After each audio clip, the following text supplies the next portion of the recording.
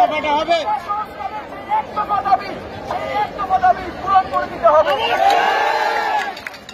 বন্ধুগণ, আমরা এখানে দীর্ঘ স্থায়িত্ব করবো না। আজকে আমরা তাৎক্ষণিক প্রতিজ্ঞা জানিয়েছি, যদি এর মধ্যে ব্যবস্থা না নেওয়া হয় আমরা আগামীকাল রাস্তায় নেমে আসবো। যারা সিবিআই কামাল হলেন আপুরা রয়েছেন, যারা